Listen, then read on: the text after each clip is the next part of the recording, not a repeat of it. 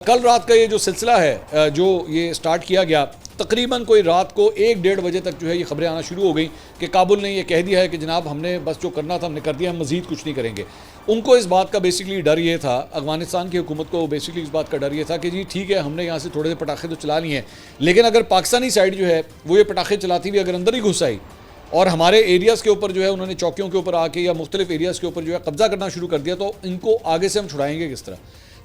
तकरीबन रात को 1-1:30 बजे जो है वो काबुल की जानिब से ये अहकामात आना शुरू हो गए अपनी अफवाज को, तालिबान फाइटर्स को, कि जनाब बस मज़ीद जो है वो गोलियां ना चलाई जाएँ, जो होना था बस वो हो गया, इससे ज़्यादा कुछ ना किया जाए। लेकिन ज़ाहिर बात है कि पाकिस्तानी अफवाज ने तो है भरपूर तरीके से इसका जवाब दिया है और अफगानिस्तान की साइड के ऊपर जो है वो अच्छा खासा नुकसान हुआ है। ज़हन में रखिएगा कि ये रिपोर्ट करना बड़ा मुश्किल काम है कि वहाँ पे जो है वो कितना को इनका नुकसान हुआ है, क्योंकि वहाँ पे फ्रीडम ऑफ प्रेस हो गई। इवन दो हमारे फ्रीडम ऑफ प्रेस के हवाले से हम पाकिस्तान के अंदर भी जो है वो अक्सर औकात आवाज़ बुलंद करते रहते हैं, लेकिन अफगानिस्तान में तो इस नाम की कोई चीज़ ही नहीं है ना। मिसाल के तौर पे आप कोई एक्सपेक्ट कर सकते हैं कि कोई इंडिपेंडेंट जर्नलिस्ट जो है वो ये रिपोर्ट कर पाएगा कि कितने तालिबान फाइटर्स जो हैं वो रात को मारे गए हैं, वो आपको इन्फॉर्मेशन इसकी मिल ही नहीं सकती। लेकिन जाहिर बात है पाकिस्तानी साइड से जो फुटेज बन रही थी उससे क्लियर कट नज़र आ रहा है कि उनका अच्छा खासा रात को नुकसान हुआ है। मिसाल के तौर पर आपके जो फाइटर जेट्स हैं वो जब वहाँ पर जाते हैं तो उनको रोकने के लिए तो उनके पास कोई मैकेनिज्म ही मौजूद नहीं है ना, यानी सर्फेस टू एयर मिसाइल्स हो गए या इस सिलसिले में किसी किस्म के कोई ड्रोन्स हो गए,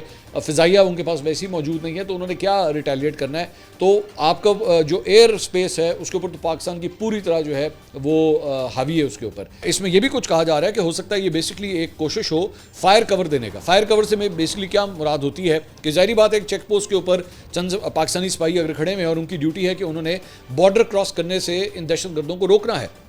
ठीक है। तो अगर उनका ध्यान अगर उस तरफ है, अगर आप उनके ऊपर फायरिंग शुरू कर दें तो पाकिस्तानी जो अफवाज होंगे वो क्या करेंगे, वो उन चेक पोस्टों की तरफ जो है वो फायरिंग का आगाज़ करेंगे। वो ये तो नहीं हो सकते उधर भी फायरिंग करेंगे उधर भी फायरिंग करें, डिफिकल्ट हो जाता है। तो इसको कहते हैं फायर कवर देना।